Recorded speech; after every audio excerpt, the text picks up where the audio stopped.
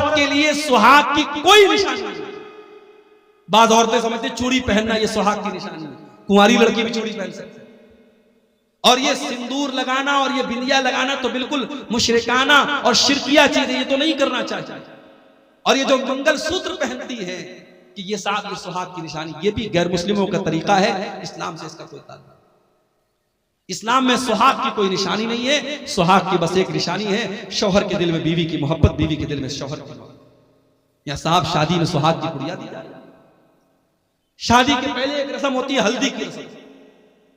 कहीं कि आपने देखा होगा हल्दी की रस्म में बाकायदा जितनी लड़कियां हैं सब पीले रंग का कपड़ा पहने हुए। सावन का महीना आता है, सावन के महीने में पीले रंग का कपड़ा और पीले रंग की चूड़ियां मुसलमान औरतें पहनते हैं। धनतेरस का त्योहार आता है, बिहार में मैंने पटना में देखा कि मुसलमान औरतें मार्केट से सामान खरीद रही हैं। मैंने पूछा ये क्या हो रहा है? कहने लगे मुसलमान भी धनतेरस के दिन ये मान्यता है, लोगों का ये मानना है कि धनतेरस के दिन कुछ ना कुछ जरूर खरीदना चाहिए, चाहे झाड़ू ही खरीदा जाए तो गैर मुस्लिमों के साथ मुसलमान भी धनतेरस के दिन कुछ ना कुछ जरूर खरीदे।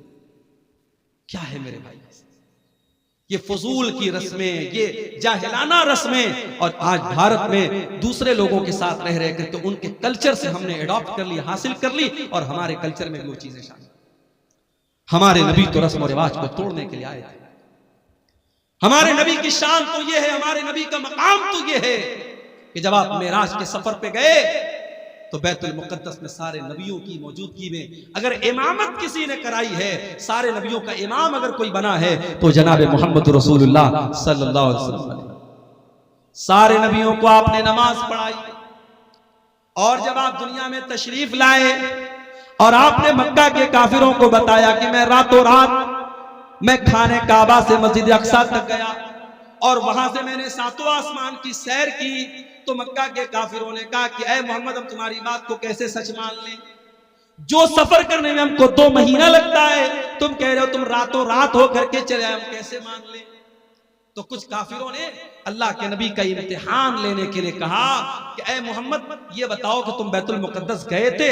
आपने कहा गए थे। कहा तुमने देखा था? कहां देखा था? कहा अच्छा ये बताओ बैतुल मुक़द्दस में कितने दरवाजे, कितनी खिड़कियां हैं, कितने रोशनदान हैं? बैतुल मुक़द्दस के पूरब में क्या है, उसके पश्चिम में क्या है, उसके उत्तर में क्या है, उसके दक्षिण में क्या है, उसमें कितने दरवाजे हैं? अब जाहिर है आपके गांव में मैं पहली मर्तबा आया हूं और आप मुझे अपनी मस्जिद में नमाज पढ़ने के बाद जलसे में लेके चले आए, और फिर उसके बाद मैं 1 साल के बाद आपसे मिलूं या 1 महीने के बाद आपसे मिलूं और आप क्या मौलाना साहब आप सोरा डांगी आए थे हमारी मस्जिद में, आप आए थे, बताइए मस्जिद में खंबे कितने थे, मस्जिद में पंखे कितने थे? मैं कैसे बता पाऊंगा? मैं मस्जिद में पंखे गिनने थोड़ी गया था, मैं खंबा गिनने थोड़ी गया था, मैं नमाज पढ़ने गया था, चला आया। मक्का के काफिरों ने अल्लाह के नबी से ऐसे सवालात करने शुरू। अल्लाह के नबी फरमाते मैं बहुत परेशान हो गया कि मैं इनके सवालों का क्या जवाब, अगर जवाब नहीं देता हूं तो ये मुझे झूठा बना देंगे कि साहब ये तो झूठ बोल रहे, और जवाब मैं दूं तो कैसे, मुझको तो याद भी नहीं है। तो अल्लाह तबारक व तआला ने दुनिया का पहला वीडियो अल्लाह के नबी के सामने लाकर, अल्लाह के नबी फरमाते हैं कि बैतुल मुक़द्दस का पूरा वीडियो, मैं वीडियो अपनी जबान में कह रहा हूं, अल्लाह के नबी ने फरमाया कि बैतुल मुक़द्दस का पूरा व्यू, पूरा मंजर मेरे सामने रख दिया गया, और जो वो सवाल करते थे बैतुल मुक़द्दस का वो मंजर अल्लाह ताला मेरे सामने ले आता था। वो पूछते थे कितने दरवाजे हैं, मैं गिन के बता देता था इतने दरवाजे। वो पूछते थे कितने खंबे हैं, मैं गिन के बता देता था इतने खंबे। ये हमारे नबी की शान है। हमारे नबी तो वो नबी हैं जो दुनिया में पत्थर खाते हैं, जो दुनिया में जुल्म सहते हैं, किसके लिए? हमारे और आप। वो नबी मानवता को बचाने के लिए, इंसानियत को बचाने के लिए आए थे। वो नबी इंसानियत के मोहसिन थे मेरे प्यारे साथ। हमारी और आपकी जिंदगी का मकसद है अपने बच्चों के लिए मेहनत करना, अच्छा मकान बनाना, बैंक में सेविंग करना, प्रॉपर्टी खरीदना, अपने बच्चों को अच्छा फ्यूचर देना। मेरे नबी का मिशन क्या था? मेरे नबी का मिशन सिर्फ एक था, फलअल्लका बाक़िउन नफ्सका अला आसारिहिम इल्लम युमिनू बिहाज़ल हदीस यसफ़ा। ऐ नबी आपको लोगों के ईमान लाने की इतनी चिंता, इतनी फिक्र है कहीं आप अपनी जान न दे दें। ऐ नबी लोगों के ईमान लाने की चिंता में कहीं अपनी जान न दे दे, आपको इतनी फिक्र है लोगों के ईमान लाने। आपने ताइफ में पत्थर भी खाए, आपने मक्का से ताइफ का 100 किलोमीटर का सफर पैदल तय किया है। आप ताइफ गए, ताइफ के लोगों ने आपका कलमा नहीं पढ़ा बल्कि आपके दुश्मन बन गए।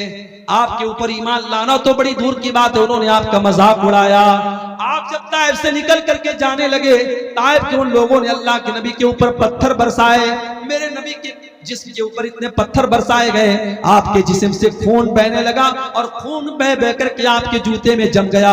मेरे प्यारे भाइयों, उस नबी ने पत्थर भी खाए हैं तो हमारे और आपके लिए खाए हैं। वो नबी हमारे और आपके लिए मोहसिन बन करके आए थे। इसीलिए अल्लाह ताला कुरान करीम में कहता है, वमा अरसलनाका इल्ला रहमतल लिल आलमीन। ओ लोगों, हमने तुमको वो नबी दिया है जो सारी कायनात के लिए रहमत बन करके आए थे, रहमत बन करके। और ये मत समझो कि नबी सिर्फ इंसानों के लिए रहमत बन करके आए, नबी तो जानवरों के लिए भी रहमत बन करके आए। अभी खेरिया हाट से हम गुजरे, हमारे भाई ने कहा मौलाना साहब यहाँ मवेशियों की मार्केट लगती है और जो जानवर को जो बेचने वाले होते हैं बड़ा जुल्म करते हैं जानवरों के साथ। वल्लाह जब हम ये सुनते हैं तो तकलीफ होती है। हमारे नबी ने जानवरों के साथ भी जुल्म करने की तालीम नहीं दी। अरे जिस नबी के उम्मती जानवर के साथ जुल्म नहीं कर सकते, उस नबी के उम्मती आतंकवादी और दहशतगर्द कैसे? मेरे नबी ने तो एक बकरे को ज़बह करने के टाइम भी हुक्म दिया है कि बकरे को ज़बह करने के टाइम छुरी तेज कर लो, बकरे के सामने छुरी मत तेज करो ताकि उसको डबल डबल तकलीफ ना हो।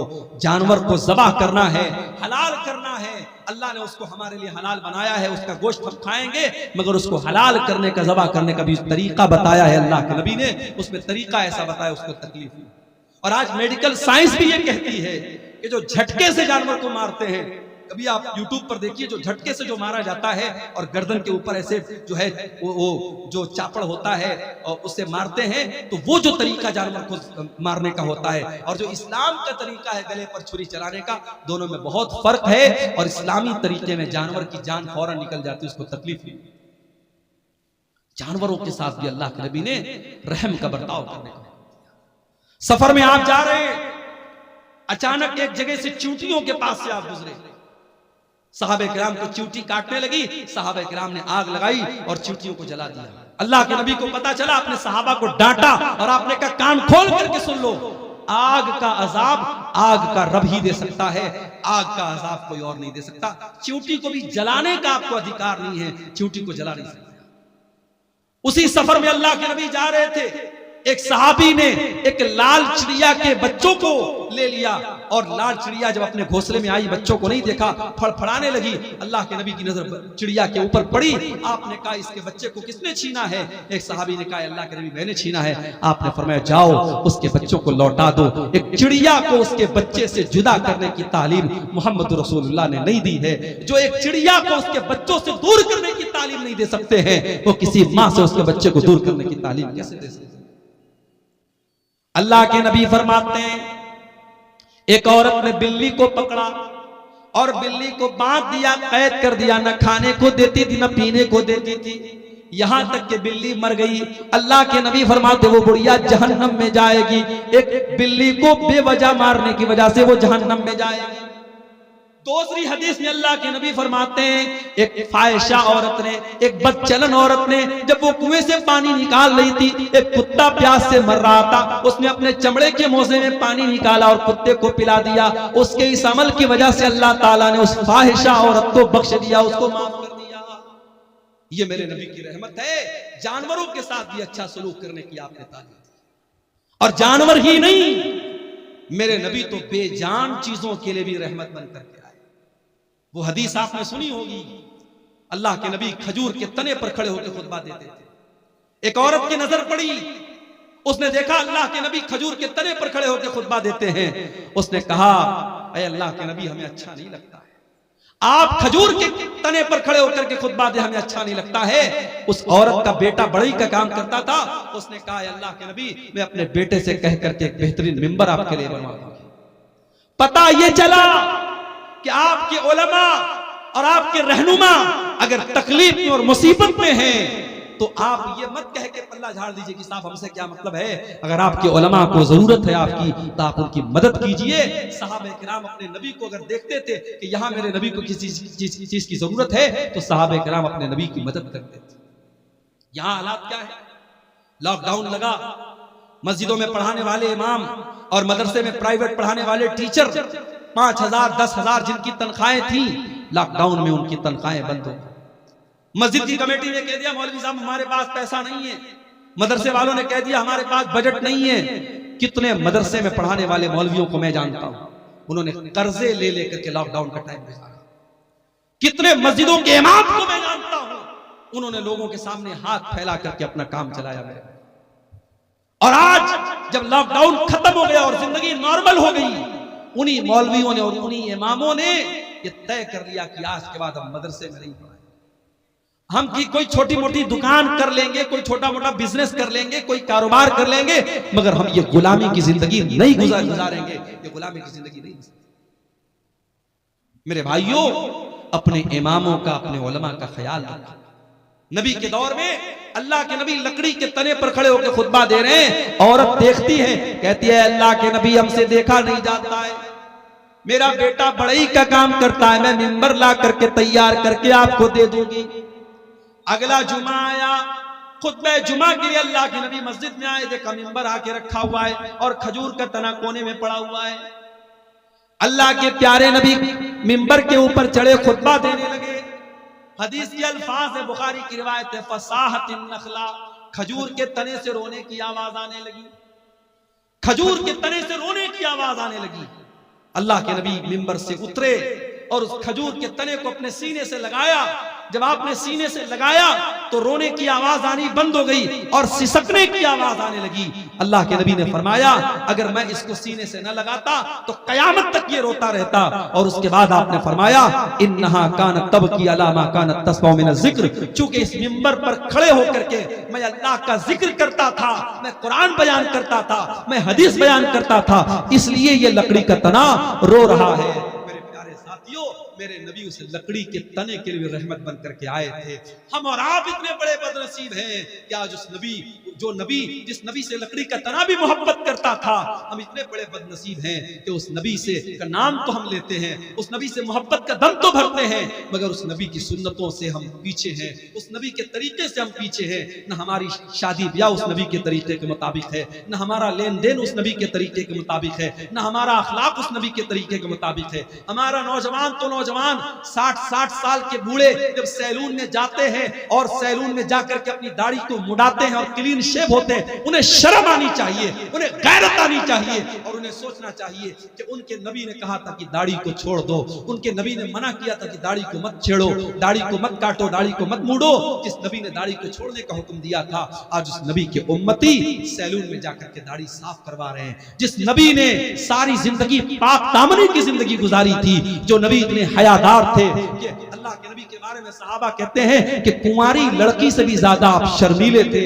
आज उस नबी के मानने वाले और उस नबी का कलमा पढ़ने वाले बेशर्म होते चले जा रहे हैं, बेगैरत होते चले जा रहे हैं। इस कौम की लड़कियों को देख लो, इस कौम के लड़कों को देख लो, आज बेहया होते चले जा रहे हैं। मेरे प्यारे साथियों, उस लकड़ी के तने को भी अपने नबी से मोहब्बत थी। अगर हमें मोहब्बत होती तो हम भी उस नबी के तरीके और आगे बढ़े। वो नबी हमसे बहुत मोहब्बत करते थे, वो नबी हमें बहुत चाहते थे। अल्लाह ने कुरान में फरमाया लक़द जाअकुम रसूलुम मिन अनफुसिकुम अज़ीज़ुन अलैहि मा अनित्तुम हरीसुन अलैकुम बिल मुमिनीना रऊफुर रहीम। ऐ मुसलमानों, हमने तुमको वो रसूल दिया है जो जान से ज्यादा तुमसे मोहब्बत करते हैं, जो तुम्हें फायदा पहुंचाने की पूरी कोशिश करते हैं, जो तुम्हें तकलीफ से बचाना चाहते हैं। अल्लाह के नबी की सीरत में आप ये वाक़यात देखते हैं। मिसवाक से आप कितनी मोहब्बत करते थे। इंतकाल के पहले भी आपने हजरत आयशा के भाई अब्दुर्रहमान के हाथ में मिसवाक देखी, हजरत आयशा को इशारा किया, हजरत आयशा ने अपने भाई से मिसवाक को लिया, अपने दांतों से नरम किया। अल्लाह के नबी ने अपने आखिरी टाइम भी मिसवाक किया है। मिसवाक से इतनी मोहब्बत करते थे अल्लाह के नबी, उसके बावजूद आपने अपनी उम्मत की आसानी के लिए क्या फरमाया, लौला अन अशुक्का ला उम्मती लअमरतुहुम बिस्सिवाक इंदा कुल्ली सलाह। अगर मैं अपनी उम्मत के लिए परेशानी न समझता, अगर मैं अपनी उम्मत के लिए मुसीबत न समझता तो मैं मिसवाक को कंपलसरी कर देता, जरूरी कर देता।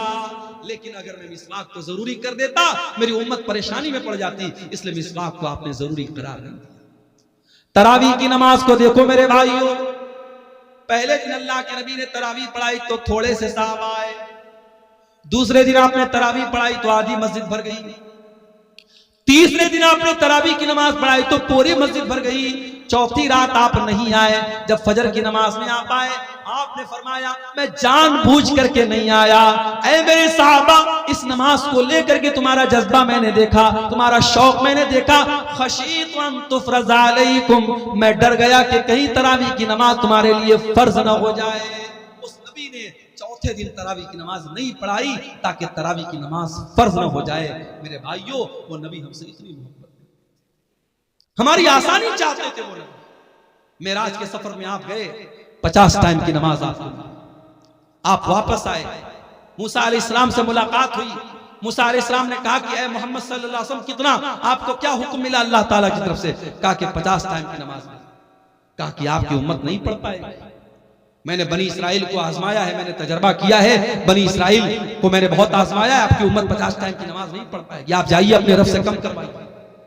अगर अल्लाह के रसूल को खुद पढ़ना होता 50 पढ़ने में आपको कोई दिक्कत नहीं थी, अपनी उम्मत की आसानी के लिए आप गए और 50 में 10 कम करवा के 40 लेके आए। हजरत मूसा ने कहा 40 भी नहीं पढ़ पाएगी, वापस जाइए। आप फिर गए, 40 में से 10 और कम करवा के लाए, 30 हो गई, 30 से 20 हो गई, 20 से 10 हो गई, 10 से 5 हो गई। 5 टाइम की नमाज भी जब अल्लाह के नबी लेकर के आए, हजरत मूसा ने कहा ऐ मोहम्मद सल्लल्लाहु अलैहि वसल्लम आपकी उम्मत 5 टाइम की नमाज भी नहीं पढ़ पाए। और वाकई 5 टाइम की नमाज भी आज नहीं पढ़ पाए।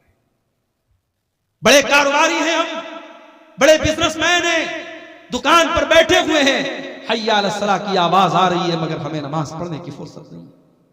रात को 2-2 बजे तक हमारे नौजवान मोबाइल पे लगे हुए हैं, और फजर के टाइम 5 साढ़े 5 बजे जब फजर की अजान हो रही है और मुअज्जिन कह रहा है अस्सलातु खैरुम मिनन नौम, नमाज नींद से बेहतर है।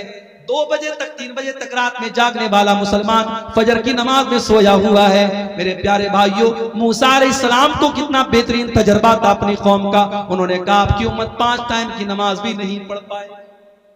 माफ करना मेरे भाइयों, आपका बिजनेस और आपका कारोबार नमाज से बड़ा नहीं है। आप कारोबार भी कीजिए, आप बिजनेस भी कीजिए, लेकिन नमाज अपने टाइम पर पढ़िए। अल्लाह कुरान में कहता है रिजालुल ला तुल्हीहिम तिजारतु वला बैउन अन जिक्रिल्लाहि व इकामिस सलाह, मेरे नेक बंदे वो हैं, मेरे मोमिन बंदे वो हैं, उनका कारोबार, उनका बिजनेस, उनकी तिजारत उनको नमाज से गाफिल नहीं करता है। वो कारोबार भी करते हैं, वो बिजनेस भी करते हैं, और नमाज का टाइम होता है तो नमाज पढ़ते हैं। यखाफून यौमन ततक़ल्लबु फ़ीहिल क़ुलूब वल अबसार, वो कयामत के दिन से डरते हैं, वो अल्लाह के अज़ाब से डरते हैं, वो पाबंदी से नमाज पढ़ते हैं। नमाज के सिलसिले में आप कोई ढिलाई मत कीजिए मेरे भाई। सऊदी अरब का एक वाक़या एक आलिम ने लिखा वहां के कि एक मर्तबा मैं फ्लाइट में सफर कर रहा था और मेरे साथ एक फौज का रिटायर कर्नल था जो पहले फौज में काम करता था, मेरे साथ वो बैठा। कहते मैंने फ्लाइट में सफर किया, फ्लाइट से हम लोग उतरे, एयरपोर्ट पर काफी देर तक हम बैठे थे, दूसरी फ्लाइट का इंतजार कर रहे थे।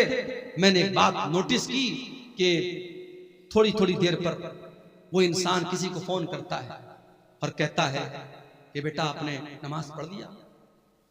बार बार जोहर का टाइम आया, बेटे से पूछ रहा है नमाज पढ़ लिया। असर का टाइम आया, बेटा पूछ रहा है नमाज पढ़ लिया। मैंने पूछा ये किससे आप बार बार पूछ रहे हैं?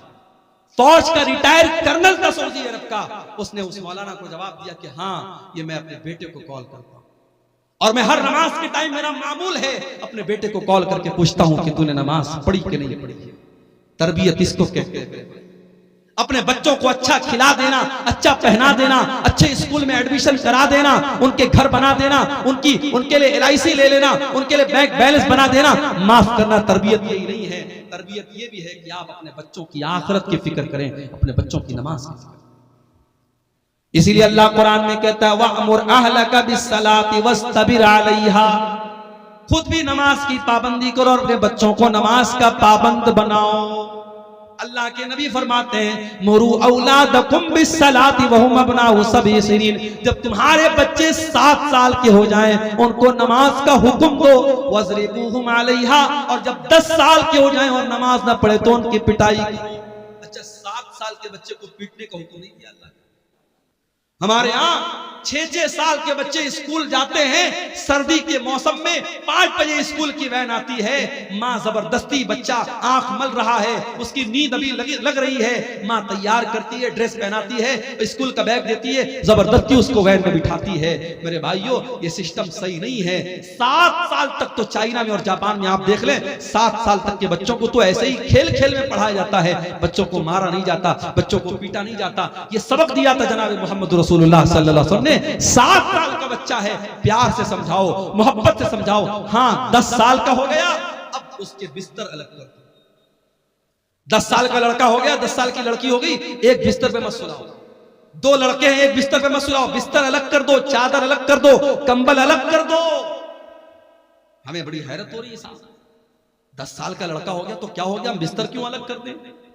इस्लाम वहां से शुरू होता है जहां से आपके सोचने की सरहदें खत्म हो जाती हैं। इस्लाम वहां से शुरू होता है। 10 साल का लड़का जो होता है समझदार होने लगता है, उसके अंदर फिजिकल चेंजेस आने लगते हैं। 10 साल की लड़की अब धीरे धीरे बालिग हो रही है। इस्लाम ने कितना पाकीज़ा मज़हब है, 10 साल का लड़का या लड़की हो जाए, इस्लाम कहता बिस्तर अलग कर दो, ताकि अब वो जवानी की तरफ जब बढ़े तो उनके दिल में कोई गलत ख्याल ना आए, और एक बिस्तर पे अगर सोएंगे तो उनके दिल में गलत ख्यालात पनप सकते हैं। इस्लाम ने बिस्तर को अलग करने का हुक्म दिया, और अल्लाह के नबी ने कहा 10 साल का बच्चा हो जाए और नमाज न पढ़े तो उसकी पिटाई। हमें वो नबी मिले हैं मेरे भाई, वो नबी मिले हैं जो हमसे इतनी मोहब्बत करते हैं, हमें ऐसी शरीयत दे करके गए, ऐसा दीन दे करके गए, उस दीन में कदम कदम पर हमारे लिए आसानी है मेरे। अभी हमने देखा दिल्ली के अंदर जो वाकया हुआ कि सड़क पर लोग नमाज पढ़ रहे हैं और पुलिस वाले ने अपने जूते से नमाजी को मारा। हमें बड़ा गुस्सा आया, बड़ा जलाल आया, मगर हम यहां पर एक बात ये भी कहें कि इस्लाम की तालीम नहीं है कि आप पब्लिक प्लेस में नमाज पढ़ें। अगर आपकी नमाजी ज्यादा हो रहे हैं, जुमा में 2 जमात आप कर ले, ईद में 2 जमात कर ले, सड़क पे आप नमाज ना पढ़ें। हम अपने मुसलमान भाइयों को ये समझाएंगे कि आपका सड़क पर नमाज पढ़ना सही नहीं है, लेकिन हम साथ में अपने सरकार से, हुकूमत से ये भी कहेंगे कि ये भारत में कानून एक होना चाहिए, 2 तरीके का कानून नहीं होना चाहिए। किसी मजहब के त्योहार तो खुलेआम सड़कों पर मनाए जाएं और त्योहार मनाने वालों पर फूलों की बारिश की जाए, और दूसरे मजहब का मुसलमान अगर हफ्ता में जुमा की एक नमाज पढ़ ले तो आपका पुलिस वाला उसे जूतों से मार रहा है। ये 2 तरीके के कानून नहीं चलेंगे। और अगर मान लो हालात कभी दुनिया में ऐसे आ जाएं, सारी मस्जिदें खत्म हो जाएं और सारे जितनी अल्लाह की मस्जिदें हैं सारी मस्जिदों को लोग ढा दे, गिरा दे, तब भी माफ करना नमाज बंद होने वाली है। इसलिए कि अल्लाह के नबी फरमाते हैं 6 चीजें अल्लाह ताला ने मुझको ऐसी दी है जो किसी और नबी को नहीं दी गई। ओती तो सित्तन लम योतहुन्न आदुन कबली, 6 चीजें अल्लाह ताला ने स्पेशल मुझको दी जो किसी और नबी को नहीं दी। नंबर 1, ओती तो जवामी अल कलिम, अल्लाह ताला ने मुझको जवामी उल कलिम दिया है। अल्लाह के नबी की जुबान से छोटे छोटे जुमले निकला करते थे, लेकिन माना बहुत बड़ा बड़ा होता था। छोटी छोटी बातें, जैसे मिसाल के तौर पे अल्लाह के नबी ने फरमाया इन्नमल अमालु बिन्नियात, अमल का दारो मदार नियत पर। छोटी सी हदीस है लेकिन इसके माना और मतलब बहुत बड़ा बड़ा है। दूसरी चीज, वह नुसिरतु बिर्रुब मसीरत शहर, और मेरे दुश्मन के दिल पर मेरा रोबो दबदबा डाल दिया गया है। मेरा दुश्मन 1 महीने की दूरी पर भी अगर मुझसे हो, उसके दिल में मेरा रोबो दबदबा डाल दिया गया है। तीसरी चीज, वजुइलत लियल अर्ज़ु मस्जिदन व तहूरा, और सारी की सारी जमीन मेरे लिए मस्जिद बना दी गई है। मुसलमान नमाज पढ़ने के लिए मस्जिद का मोहताज नहीं है। कहीं पर भी जंगल में चला जाए, पहाड़ पे चला जाए, दुनिया के किसी भी कोने में चला जाए, नमाज का टाइम हो गया, नमाज वो कहीं पर भी पढ़ सकता है। पाक साफ जगह होनी चाहिए। अगर पानी नहीं मिल रहा है, उसके लिए सारी जमीन पाक बनाई गई, वो कहीं पर भी जमीन पर हाथ मार करके तयम्मुम कर सकता है। सारी जमीन उसके लिए पाक बनाई गई, सारी जमीन उसके लिए मस्जिद बनाई गई। ये हमारे इस्लाम की खासियत है। हमारा दीन बड़ा आसान दीन है। जाड़े का मौसम है, हमने मोजा पहना है, सफर में हम निकले हुए हैं, मोजा नहीं उतार रहे हैं। इस्लाम कहता कोई मसला नहीं, तुम्हें पैर धोने की जरूरत नहीं। वजू करके अगर आपने मोजा पहना है और सफर की हालत में आप हैं तो 3 दिन तक आप उसी मोजे को पहने रहिए और उस पर मसा कर लीजिए, पैर को धोने की जरूरत नहीं है। हाँ, अगर अपने घर में है तो 24 घंटे तक आप मसा कर सकते हैं। 24 घंटे के बाद आप मोजा उतार लीजिए, पैर धो के फिर से मोजा पहन लीजिए, वजू करके फिर से पहन लीजिए। आसानियां हैं हमारे लिए। सफर में हम निकले, अभी हमारे कटिहार के बाद अहबाब हैं, कल हम लोग यहां से जुमा पढ़ के जामताड़ा गए थे, 350 किलोमीटर दूर गए थे, सफर में निकले हैं, नमाज का टाइम हुआ, हम 4 रकात वाली नमाज को 2 रकात पढ़े। सुन्नत पढ़ने की जरूरत नहीं है, फजर की सुन्नत पढ़ेंगे, बाकी कोई सुन्नत पढ़ने की जरूरत नहीं है। 4 रकात वाली को 2 रकात पढ़ेंगे, जोहर और असर को इकट्ठे पढ़ लेंगे, मगरिब और इशा को इकट्ठे पढ़ लेंगे। आसानियां हैं कदम कदम पर हमारी शरीयत में। मेरे प्यारे साथियों, यही बात है जो अल्लाह कुरान में कह रहा है, लक़द जाअकुम रसूलुम मिन अनफुसिकुम अज़ीज़ुन अलैहि मा अनित्तुम, हमने तुमको वो नबी दिया है जो तुम्हें जान से ज्यादा प्यार करता है। औरत प्रेग्नेंट है, रोजा रखेगी, बच्चे को तकलीफ पहुंचेगी, बच्चे को दूध पिला रही है, रोजा रखेगी, बच्चे को दूध नहीं पिला सकती है, इस्लाम कहता कोई मसला नहीं है, औरत बाद में रोजा पूरा कर लेगी, इस्लाम उसको कज़ा करने का और बाद में रोजा पूरा करने का हुक्म देता है। औरत पीरियड में है, उसकी कमजोरी का दिन है, उसकी बीमारी का दिन है, चिड़चिड़ापन रहता है, बदन में कमजोरी रहती है, ब्लड आता रहता है, दर्द होता रहता है, इस्लाम ने कहा कोई मसला नहीं, जितने दिन उसको पीरियड आ रहा है वो नमाज नहीं पढ़ेगी, रोजा नहीं रखेगी, रोजा बाद में पूरा करेगी। कदम कदम पर हमारी शरीयत में मेरे भाइयों आसानी रखी, वो नबी हमारी आसानी का बड़ा ख्याल रखते और वो नबी हमसे बहुत मोहब्बत करते थे। वो रातों को उठ करके हमारे लिए रोया करते थे। मेरे नबी रात को उठ करके दुआ किया करते थे, अल्लाह मेरी उम्मत का क्या होगा, और अल्लाह ताला अपने नबी को तसल्ली देता था कि आप अपनी उम्मत के लिए परेशान मत होइए, हम आपकी उम्मत के बारे में आपको खुश। शायर ने कितनी सच्ची बात कही है, सलाम उस पर जो उम्मत के लिए रातों को रोता था, सलाम उस पर जो फर्शे खाक पर जाड़े में सोता था, सलाम उस पर कि जिसके घर में चांदी थी न सोना था, सलाम उस पर कि टूटा बोरिया जिसका बिछौना था। मेरे प्यारे भाइयों, उस नबी से हमें वाकई में सच्ची मोहब्बत करनी चाहिए, उस नबी से वाकई में सच्ची मोहब्बत करनी चाहिए। और वो नबी सिर्फ दुनिया में हमारे काम नहीं आ रहे हैं, बल्कि आखिरत में भी हमारे काम आएंगे। अल्लाह के नबी फरमाते हैं, अना सय्यदु वलद आदम यौमल क़ियामा, क़यामत के दिन सारे आदम की औलाद का सरदार मैं रहूंगा। व अव्वलु मन यनशक्कु अन्हुल क़ब्र, और क़यामत के दिन सबसे पहले मेरी कब्र फटेगी। व अव्वलु शाफ़ईन, और क़यामत के दिन जब सारे नबी अपना पल्ला झाड़ लेंगे और कह देंगे मैं आज किसी की सिफारिश नहीं कर सकता, तो सबसे पहले मैं सिफारिश करूंगा और सबसे पहले मेरी सिफारिश कबूल की जाएगी। वो नबी क़यामत के दिन भी हमारे काम। शायर कहता है, बरोज़े क़यामत बजुज़ नफ़सी नफ़सी, किसे याद आएगी असलम किसी की। बरोज़े क़यामत बजुज़ नफ़सी नफ़सी, किसे याद आएगी असलम किसी की। न भूलेंगे जिसको नबी ये मुकर्रम, वो उम्मत नहीं है तो फिर और क्या है। जुबां पर है नाते नबी ये मुकर्रम, ये उल्फत नहीं है तो फिर और क्या। वो नबी हमसे बड़ी मोहब्बत करते थे।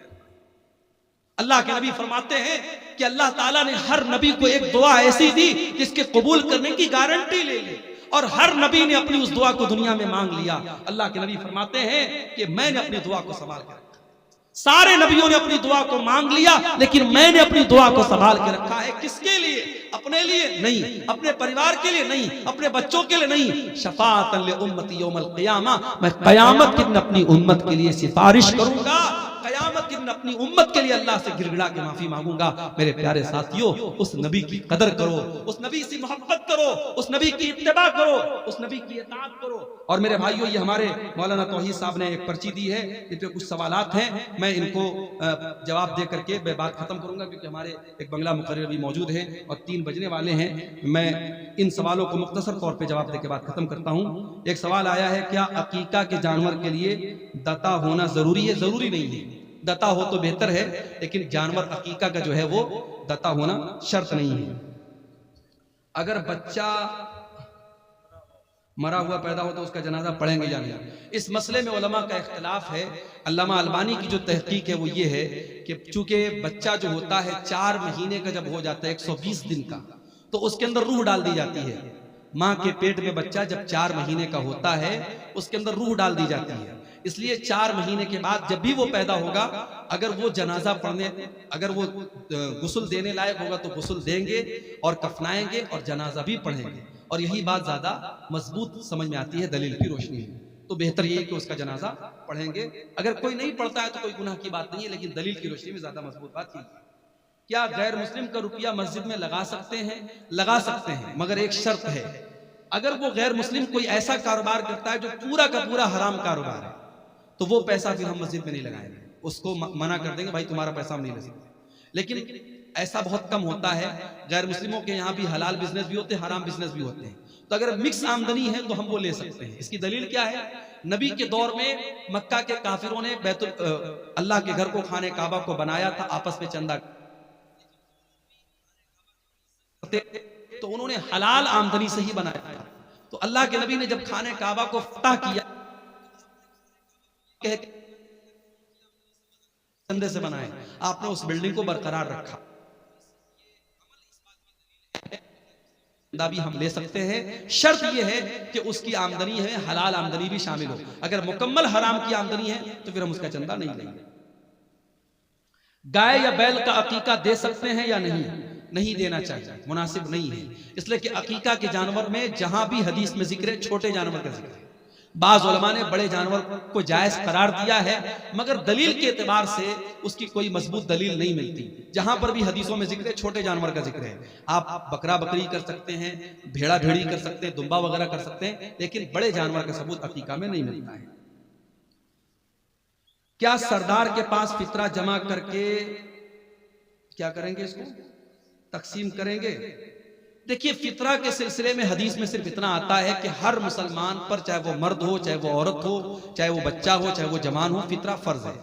नबी के दौर में इसकी एक इज्तिमाई शक्ल होती थी। लोग अल्लाह के नबी के पास जमा करते थे और वहां से वो गरीबों को दिया जाता था।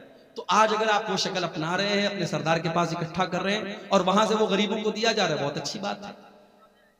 हाँ, तो कोई हर्ज की बात नहीं, इसमें कोई दिक्कत की बात नहीं है, इज्तिमाई शक्ल में दिया जा सकता है।